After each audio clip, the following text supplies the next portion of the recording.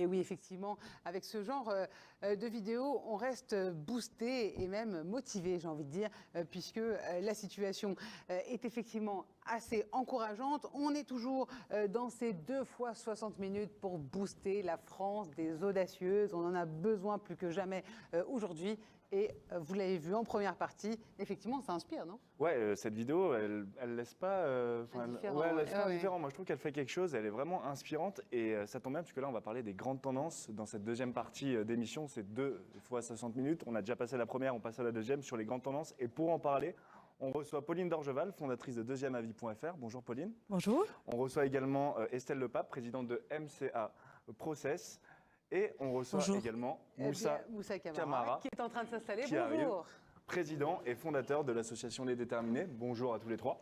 Voilà. Je vais peut-être commencer par vous, mesdames Estelle et Pauline, tant de vous laisser reprendre votre souffle, Moussa. Alors, vous êtes toutes les deux dans des secteurs qui ont été particulièrement sollicités quand même l'année dernière.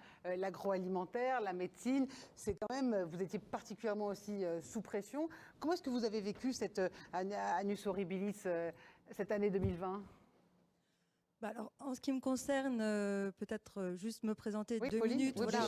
bien sûr. Moi, j'ai Deuxièmeavis.fr. cofondé deuxièmeavis.fr et donc c'est de la télémédecine. Oui. Et ça permet à des patients confrontés à un problème de santé complexe ou grave, sérieux, d'accéder rapidement à un haut niveau d'expertise médicale. Un diagnostic. Alors, pour un diagnostic ou surtout pour une prise en charge. C'est-à-dire que vous savez que vous avez, je ne sais pas, un cancer, un problème de hernie, et vous voulez vous assurer, ou votre médecin souhaite s'assurer, entre guillemets, vous proposer un deuxième avis. Ouais. Et du coup, le patient transfère son dossier médical sur notre plateforme sécurisée. Et nous, on a référencé, grâce à notre conseil scientifique, plus de 200 médecins sur 500 pathologies. Wow. Pour que ces médecins qui sont des pontes, des médecins référents, puissent analyser le dossier et donner leur avis par écrit en moins de 7 jours, alors que les délais de consultation pour ces mêmes médecins sont souvent de plusieurs mois, voire de plus de 6 mois. Et donc, pour répondre à votre question... Oui, parce que vous étiez quand même, voilà, a fortiori, vous étiez sollicité donc l'année dernière. Alors, l'année dernière, surtout, à partir de mars, on était parfois l'unique solution pour les médecins comme pour les patients. Pour les médecins de pouvoir avoir faire un suivi ou répondre à leurs patients, et puis pour certains patients d'avoir une consultation, alors même si c'est sur dossier et par écrit, mais les consultations, souvenez-vous, dans les hôpitaux étaient fermées. Donc pour nous, ça a été, et notamment aussi pour tout ce qui est téléconsultation, ça a été un boost formidable, une levée de frein, parce que voilà, les médecins s'y sont tous mis. Les médecins experts, ça faisait assez longtemps qu'ils s'y étaient mis, mais voilà, les médecins généralistes, les médecins de ville n'avaient pas d'autre possibilité que de se mettre à la téléconsultation, par exemple. Et puis les patients, tout d'un coup, s'y sont mis aussi, y compris les personnes âgées. Donc ça a levé des freins d'usage de façon formidable. Et d'ailleurs, ça a démultiplié l'usage et ça reste. Dans l'agroalimentaire, même question. Alors, c'est complètement opposé, mais pareil, vous avez été particulièrement sollicité l'an dernier. Alors, nous, on est donc équipementiers, on réalise des process d'automatisation pour les industries de l'agroalimentaire. Alors, on n'a pas été plus sollicité l'année dernière. En plus, on est sur des process qui sont relativement longs, donc gestation de dossier qui dure 6 mois. C'est un secteur qui a été pas touché, on va dire, l'année dernière. Donc, on a eu la chance d'avoir des commandes. Après, ça a été une année particulière. Nous, on travaille à l'export. Donc, il y a eu une difficulté. Tout était bloqué, j'imagine. Tout était bloqué. Donc, pour faire des installations, que ce soit en Russie ou même dans certains pays en Europe, ça a été très compliqué. On a réussi à s'organiser. Donc, globalement, on a été sous pression, mais toutes les équipes étaient présentes. Puis, on a eu la chance, je pense, dans l'industrie par rapport à d'autres secteurs, de pouvoir continuer à produire. Donc, c'était quand même une année... que vous avez pu sauver, voilà. Voilà, qui était une bonne année, j'ai envie de dire, à plein de niveaux. Moussa Camara, en 2020, 850 000 entreprises ont vu le jour, dont les 2 tiers sont des micro-entreprises. C'est bien plus qu'en 2019. Est-ce que vous, à travers l'association Les Déterminés, vous avez ressenti cette conquête entrepreneuriale de la part des jeunes en particulier? Déjà, bonjour. Oui. Et bienvenue. Et bienvenue. Ouais. Merci. Je suis ravi d'être là. Et en fait, oui, nous, on l'a ressenti clairement. Clairement, on a ressenti l'impact qu'il y a beaucoup de gens qui se sont lancés à la suite de la crise qu'on a traversée Et beaucoup d'idées sont nées pendant le confinement. Nous-mêmes, on a eu un boom d'explosion des candidatures sur les programmes qu'on a lancés. On n'a jamais été autant actifs. On lance de la formation pour des entrepreneurs, on source des personnes qui veulent entreprendre, qui ne savent pas souvent par où commencer, qui n'ont pas de réseau, qui n'ont pas l'accompagnement nécessaire, qui n'ont pas les moyens financiers. Et finalement, ils se tournent vers nous et nous, on est une solution d'accompagnement et d'émergence d'entrepreneurs. Et c'est vrai que contrairement aux autres années, on n'a jamais autant formé de personnes. On a reçu plus de 1000 candidatures Wow. cette année, l'année 2020. C'est là où on a développé une douzaine de villes en France, de nouvelles villes dans lesquelles on n'y était pas, à Toulouse, à Marseille, à Montpellier, à Lille, à Rouen, à Roubaix, en Île-de-France, à Lyon, à Nancy. Et on a senti clairement qu'il y avait une envie parce que déjà, le fait de se retrouver parfois dans des secteurs d'activité où c'est coincé, il n'y a pas forcément d'opportunités. Il y en a, ça fait plus de 8 à 9 mois, ils n'ont pas travaillé. Du coup, voilà, ça crée des idées, ça laisse un peu le temps de réfléchir. Mais c'est vrai que ça n'a pas été une année évidente parce que quand on se lance, on décide de se lancer en 2020. Il faut avoir beaucoup de résilience, beaucoup de détermination et c'est pour ça qu'on est là. Et ça a aussi permis à des entrepreneurs qui étaient sur un secteur d'activité bien particulier de pivoter leurs projets, d'innover. Et certains, ils se sont servis de cette crise comme une opportunité pour lancer et développer leurs projets. Donc moi, le constat que je partage, c'est une année qui a été très très compliquée, mais c'est une année où les entrepreneurs ont redoublé d'efforts. Il y a beaucoup plus de gens qui veulent entreprendre qu'avant. J'espère que cette dynamique va se confirmer dans l'année qui va arriver et que ça soit pas juste un effet de pic pendant cette crise, Ouais. mais j'espère que ça va durer. Mais Alors- derrière tout ça, ce qu'on constate, c'est que malgré ça, il y a beaucoup de résilience. Ouais. Beaucoup de jeunes qui ont d'énergie, qui veulent entreprendre aujourd'hui. Et la tendance aujourd'hui de l'entrepreneuriat, elle monte de plus en plus aussi chez les femmes. Voilà, c'est ça Parce que que je voulais nous, demander. on a plus de 60% de femmes qu'on a dans nos formations. Et je trouve que c'est une belle dynamique qu'il faut encourager, qu'il faut accompagner, qu'il faut booster, quoi. On a Comment vous l'impression les- on a l'impression qu'il y a toujours eu finalement, beaucoup d'idées, mais que maintenant, avec la crise sanitaire, c'était vraiment, ils ont franchi le pas, et notamment les femmes qui osaient peut-être pas le faire avant, c'est ça? Bah moi, je pense que je l'explique par deux sujets déjà, parce que voilà, il y a une nouvelle génération, une génération qui prend plus de liberté, qui s'affirme, qui a envie de Ouais. construire des choses positives. Et deuxièmement, c'est que voilà, aujourd'hui, dans le monde du travail classique, salariat, il y en a beaucoup qui s'y retrouvent plus. Donc, qu'est-ce qu'ils font? Bah, ils optent pour l'entrepreneuriat. Et c'est vrai qu'il y a des rôles modèles aujourd'hui qui se sont multipliés sur les réseaux, des gens qui entreprennent, qui réussissent leur business, même si c'est pas facile, hein. Moi, je suis très pragmatique et je suis très réaliste parce que l'entrepreneuriat, je pense que c'est pas ouvert à tous. Tout le monde peut être entrepreneur à sa manière. Tout le monde entreprend en quelque sorte sa vie. Mais c'est vrai que c'est aussi beaucoup de sacrifices, c'est beaucoup d'investissements et c'est beaucoup aussi de choses qu'on va pas forcément réussir. Et du coup, c'est aussi un levier qui est très présent aujourd'hui chez les jeunes. Mais il faut aussi déconstruire tout entrepreneuriat, tous entrepreneurs, quoi, en fait. Voilà. Comment Il vous faut les être réaliste. accompagnez justement, ces jeunes entrepreneurs qui sont boostés, déterminés, qui ont envie de se lancer dans ce milieu-là? Bah nous, c'est simple. Nous, on a un accompagnement qui repose avant de reposer sur le projet, il repose sur la personne. C'est-à-dire, pour nous, avant d'avoir un projet, il y a un porteur de projet. Et en fait, l'idée pour nous, c'est vraiment de lever les freins, de remettre les gens en confiance, de leur dire, voilà, ce qui est faisable, ce qui n'est pas faisable. Et après, c'est de les accompagner pendant 6 mois, on les accompagne avec des ateliers très concrets sur le développement de leur business, la structuration de leur projet avant tout. Et comme on leur dit, c'est aussi le développement du réseau. Mais on leur dit souvent que c'est le projet qui génère le réseau. Quand vous avez un projet solide, un projet qui est structuré, un projet où il y a du potentiel, bah forcément, vous allez créer un réseau de bienveillants. Après, de bienveillance autour de vous qui peuvent vous permettre de franchir les étapes. Et aussi le mentoring de beaucoup de chefs d'entreprise qui viennent aussi apporter leur expertise, donner aussi leurs compétences, ils mettent à disposition leurs compétences aux entrepreneurs.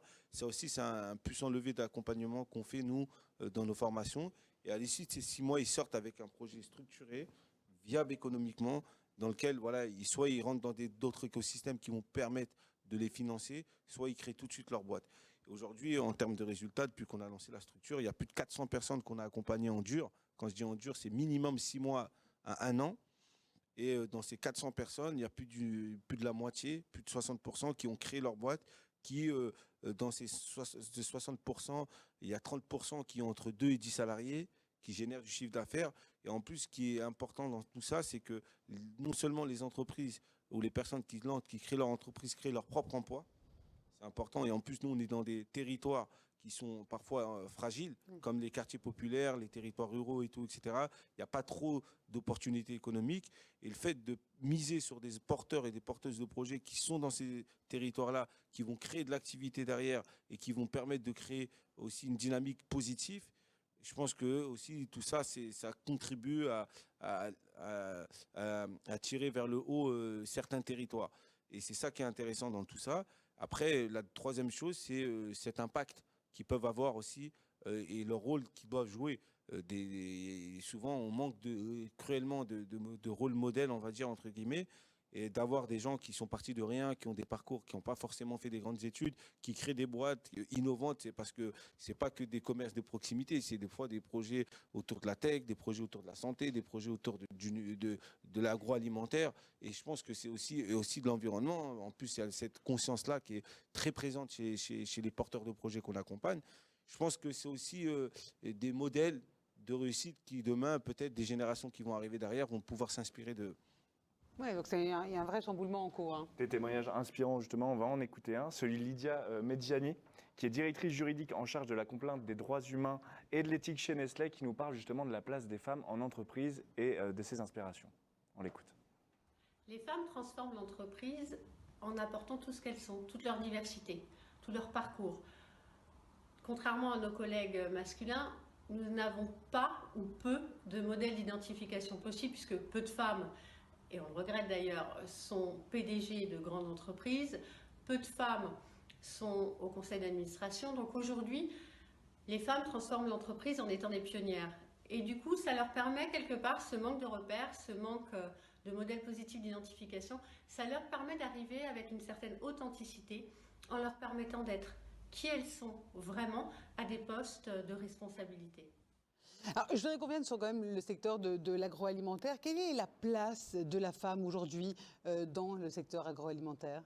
Alors dans mon secteur, qui est l'industrie équipementier, donc il y a Parce que c'est de l'industrie pure. Il y a encore très peu de femmes, hein. Clairement c'est un milieu qui reste très masculin. Donc, pardon.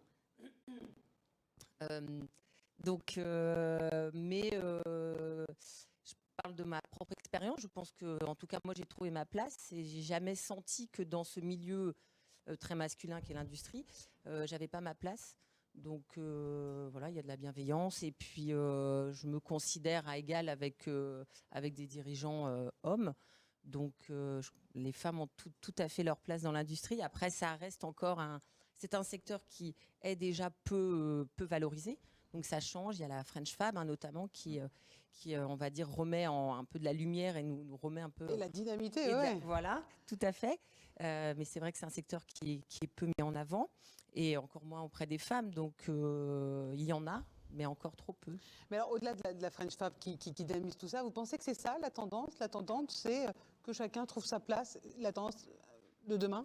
Ça doit, il faut. Enfin, pour moi, on n'a pas de... On doit être là où on a envie d'être. En fait, il n'y a pas des places... on ne doit pas nous mettre à une place. Moi, si j'ai envie de faire un métier ou de faire quelque chose, j'ai 3 filles. Mes 3 filles, peu importe le métier qu'elles feront, si elles vont être en BTP, si elles vont être dans l'industrie, si elles vont être... on doit faire ce qu'on... On a notre place partout. Je ne vois pas pourquoi on nous imposerait une place. Ouais. En parlant de tendance, justement, la digitalisation du secteur médical, forcément, a été accentuée cette année avec la crise sanitaire, on l'a vu. Quelle place va prendre cette digitalisation à l'avenir dans le corps médical ? Alors, dans le corps médical et dans les parcours de soins, en fait, c'est une place durable, parce qu'en fait, jusqu'à présent et jusqu'à la crise, souvent, certains médecins et les patients pensaient que c'était une sous-médecine. C'était une médecine, voilà, quand il n'y avait pas de médecin à proximité. Bon. En fait, on s'aperçoit de plus en plus que c'est une orientation beaucoup plus efficace, que ça réduit, et en tout cas... l'idée, c'est justement de profiter de cette réorganisation et de cette arrivée du numérique et du digital pour réduire des inégalités d'accès aux soins et penser en mode complètement inclusif, d'accès au territoire, d'accès à toutes les personnes qui jusqu'à présent n'avaient pas forcément accès Même les seniors, aux puisque soins. finalement, les seniors s'y sont mis pendant la crise. Les seniors, il y a une façon aussi de penser l'accès aux personnes en situation de handicap. Enfin, c'est vraiment l'occasion de repenser l'ensemble du parcours de soins et avec beaucoup plus d'efficience que jusqu'à présent, puisqu'on a un système de santé quand même un peu à bout de souffle. Ouais. Voilà. Et donc ça a complètement changé. Ou ça, par rapport à ça, le digital, cette digitalisation à marche forcée, finalement, ça tend à réduire les inégalités? Bah, Vous êtes d'accord? moi, je pense que ça permet de faciliter, mais après, il faut surtout outiller des populations qui n'ont pas forcément l'habitude d'utiliser ce numérique, de pouvoir l'utiliser dans les meilleures conditions, parce qu'il y a une Tout le fracture. monde n'a pas l'accès, effectivement. On l'a vu pendant la crise, il y a eu une fracture numérique dans laquelle on demandait aux élèves de faire des cours en ligne, mais la moitié de ces élèves n'avaient pas forcément d'équipement informatique chez eux adapté pour suivre les cours. Donc on crée de l'inégalité dans la lutte ça. contre les Dans la inégalités, lutte on crée de contre les l'inégalité. Et du coup, nous, à titre d'exemple, par exemple, nos formations, elles étaient 100% présentielles avant le confinement. Et du coup, on est passé de 100% présentiel à 100% du jour au lendemain distanciel. Donc, il fallait réorganiser, il fallait s'habituer à ces nouveaux outils, il fallait repenser même la manière de former. Parce que quand vous avez un groupe de 15 à 20 personnes de 8h à 18h tous les jours, on ne peut pas faire ça en ligne. Donc il fallait adapter, casser les groupes, avoir aussi des intervenants qui, eux, avaient l'habitude de transmettre leur savoir en ligne. Parce que des fois, c'est des ateliers physiques, etc., où on a besoin que ça soit en physique. Et là, du coup, il fallait tout revoir. Malgré ça, on a réussi, grâce à l'équipe et tout, de pouvoir réadapter. On avait plus de 150 personnes en formation quand il y a eu l'annonce du premier confinement. Et en présentiel, c'est-à-dire il fallait tout arrêter, faire tout.